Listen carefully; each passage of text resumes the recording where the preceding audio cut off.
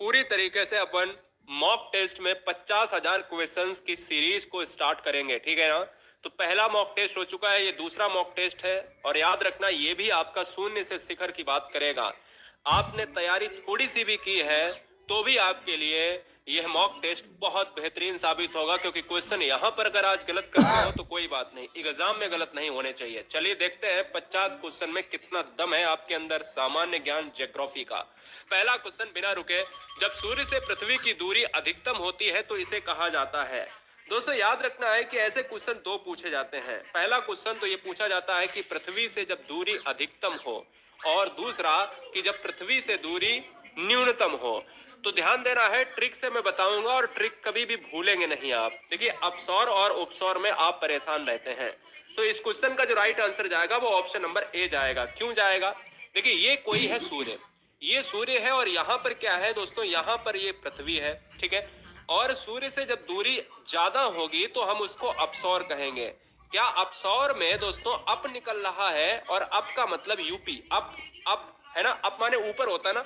तो जब अप का मतलब ऊपर या ज्यादा हो तो यार अधिकतम में अप लगाना है, ठीक है। अधिकतम में क्या लगाना है? अप लगाना है। और उप का मतलब होता है समीप, याद रखना है, उप का मतलब होता है समीप। जब सूर्य से दूरी न्यूनतम हो तो उपसौर होगा, और जब सूर्य से दूरी अधिकतम हो तो अपसौर होगा। और अपसौर का मतलब है अप माने बहुत दूर, अप माने ऊपर। इस ट्रिक से आप कभी भी भूलेंगे नहीं। क्वेश्चन नंबर नेक्स्ट, जवाब दीजिएगा। यहां पर बहुत अच्छा क्वेश्चन है, क्या बात है, ठीक है। चलिए देखिए दोस्तों, अगर बात करें क्वेश्चन नंबर, यहां पर नेक्स्ट कह रहा है कि नासिक में किस नदी के किनारे कुंभ मेला हर 12 साल में लगता है, या जब भी कुंभ मेला लगता है, या अर्ध कुंभ मेला लगता है। तो दिमाग में याद रखना है कि कुंभ मेला कितने सालों बाद आता है एक जगह पर? 12 साल बाद। कितने शहरों में या कितने जगह पर, कितने पवित्र स्थल में लगता है? तो 4 पवित्र स्थल पर ही कुंभ मेला लगता है। कौन कौन से हो सकते हैं? एक हरिद्वार है, एक आपका क्या है, एक हरिद्वार है, एक नासिक है, एक इलाहाबाद है, और दूसरा बताइए फटाफट, उज्जैन की बात करेगा क्या? तो हम ये कहेंगे कि भैया देखिए, हरिद्वार, जब क्वेश्चन में पूछे कि हरिद्वार में लगता है तो उस नदी का नाम क्या है, तो उस नदी का नाम है गंगा, पवित्र नदी। जब क्वेश्चन में पूछे कि प्रयागराज की बात करें, इलाहाबाद जो यूपी का शहर है, प्रयाग की बात करें, तो प्रयाग गंगा यमुना और सरस्वती जो अदृश्य रूप में है, तो हम यहाँ पर लिख सकते हैं गंगा यमुना, है ना, गंगा यमुना। और तीसरी बात जो आती है उज्जैन, उज्जैन में जहां पर लगता है उस नदी का नाम क्या है? तो उज्जैन में जो नदी है वो है क्षिप्रा। क्या है? उज्जैन में क्षिप्रा नदी है। और दोस्तों नासिक की अगर हम बात करें तो नासिक में जो रिवर है, नासिक में जो रिवर है वो है गोदावरी। क्लियर है? गोदावरी है। तो यहां पर जो आंसर जाएगा वो ऑप्शन नंबर डी जाएगा, क्योंकि हरिद्वार में यहां पूछता तो गंगा मारता, प्रयाग पूछता तो गंगा यमुना सरस्वती मारता, उज्जैन पूछता तो शिप्रा नदी है, और नासिक में गोदावरी। आंसर जाएगा डी के साथ। अगला क्वेश्चन, क्वेश्चन नंबर 3, जवाब दीजिएगा। बेहतरीन क्वेश्चन है,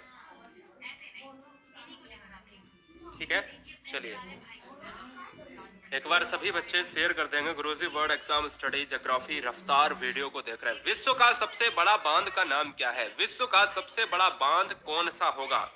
देखिए दोस्तों, इस क्वेश्चन को करने से पहले आप दिमाग में ये सेट कर लें कि हम क्वेश्चन में क्या लगा रहे हैं। बहुत सारे बच्चे ऑप्शन बी लगा रहे हैं। क्यों लगा रहे हैं? क्योंकि विश्व का सबसे बड़ा बांध पूछा है, हमसे भारत का सबसे बड़ा बांध नहीं पूछ रहा है। तो अगर आपने ऑप्शन बी लगाया है तो सत्यानाश हो गया। आंसर जाएगा किसके साथ? सी के साथ चला जाएगा, हूबर बांध के साथ, जो यूनाइटेड स्टेट ऑफ अमेरिका की बात करता है। क्या कमेंट करेंगे फटाफट? क्वेश्चन नंबर 4, क्वेश्चन नंबर 4 देखिएगा, जवाब देंगे।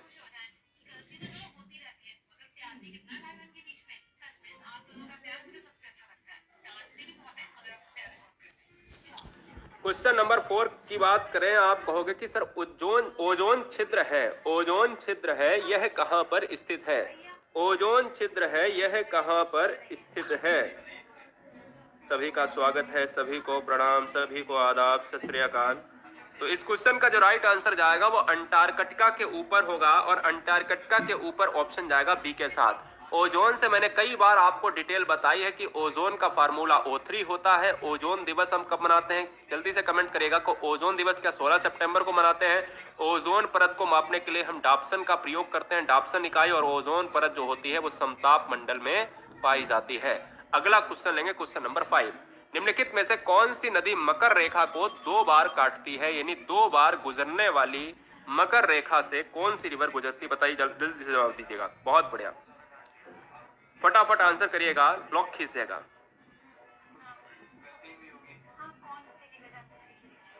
नील नदी नहीं होगी। अगला ऑप्शन आप ट्राई करें, नील नदी नहीं होगी।